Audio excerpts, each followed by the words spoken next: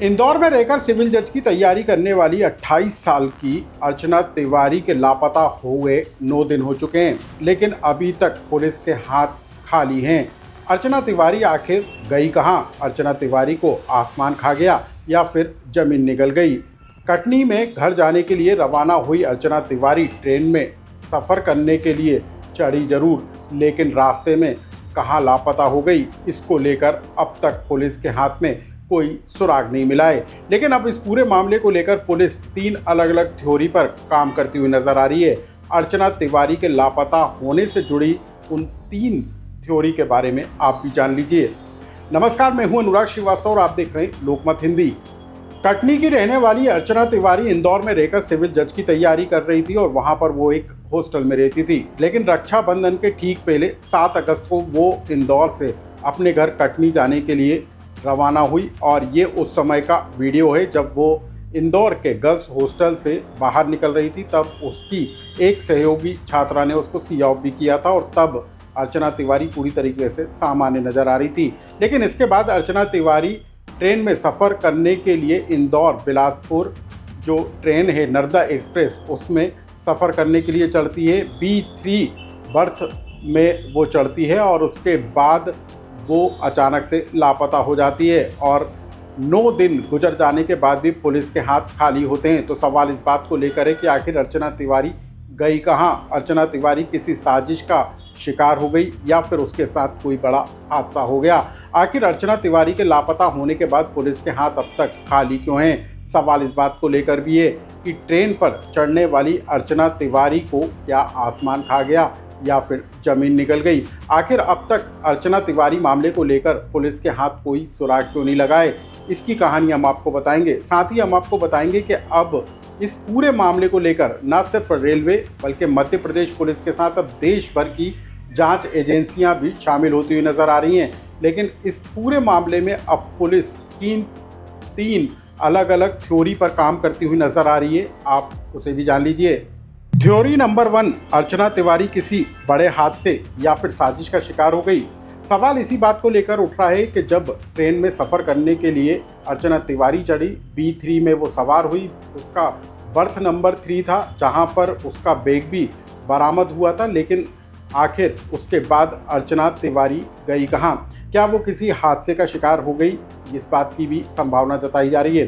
दरअसल भोपाल के रानी कमलापति स्टेशन के बाद से ही नर्मदापुरम पहुंचने से पहले अर्चना तिवारी का मोबाइल फ़ोन स्विच ऑफ बताया जा रहा है।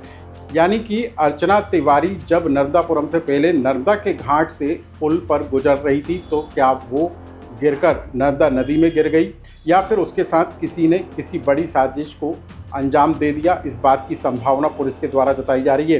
लेकिन हम आपको बता दें, नर्मदा नदी में गिरकर डूबने वाली थ्योरी पर पुलिस ने जब काम किया और इस पूरे मामले को लेकर जब अलग अलग सर्चिंग टीमों के जरिए नर्मदा नदी में सर्चिंग की गई तो वहां पर पुलिस के हाथ कुछ नहीं लगा। यानी कि इस थ्योरी पर पुलिस ने काम जरूर किया लेकिन उसके हाथ खाली नजर आए। थ्योरी नंबर 2, क्या अर्चना तिवारी ने खुद से कोई बड़ा घातक कदम उठाया? सवाल इस बात को लेकर भी उठ रहा है कि अर्चना तिवारी ने क्या खुद से कोई बड़ा घातक कदम उठा लिया?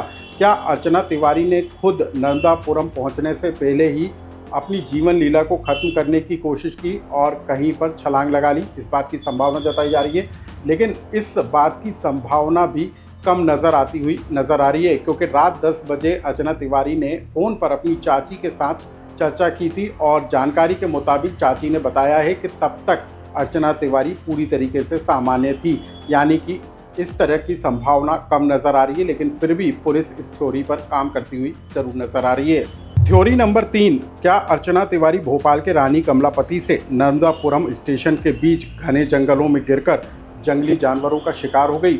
सवाल इस बात को लेकर भी उठ रहा है कि भोपाल तक अर्चना तिवारी का मोबाइल फ़ोन ऑन था और नर्मदापुरम से पहले उसका मोबाइल फ़ोन स्विच ऑफ हो गया और इसी बीच में जो रास्ता पड़ता है वो घने जंगलों का रूट है और यहाँ पर बारिश के बाद घने जंगल नज़र आते हैं और यहाँ पर बड़ी संख्या में जंगली जानवर भी होते हैं। तो सवाल इस बात को भी लेकर उठ रहा है कि रात में 11 बजे के लगभग अर्चना तिवारी यदि वॉशरूम के लिए निकली और नींद के झोंके में यदि वो ट्रेन के डब्बे से नीचे गिर गई तो क्या वो घने जंगल में जा गिरी और जंगली जानवरों का शिकार हो गई? इस बात की भी संभावना जताई जा रही है और इस थ्योरी पर भी पुलिस काम करती हुई नजर आ रही है।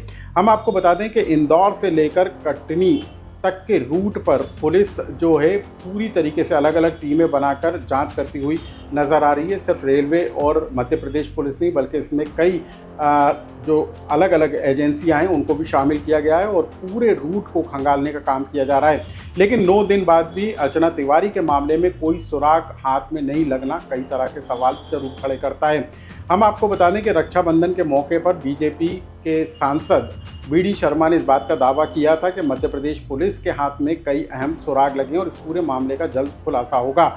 लेकिन 9 दिन गुजर जाने के बाद भी अब तक अर्चना तिवारी के मामले में कोई अहम सुराग पुलिस के हाथ नहीं लगना कई तरह के सवाल जरूर खड़े करता है। इस खबर से जुड़ा यदि आपका कोई सुझाव या कमेंट्स हो तो हमें कमेंट्स बॉक्स में लिखकर जरूर बताएं।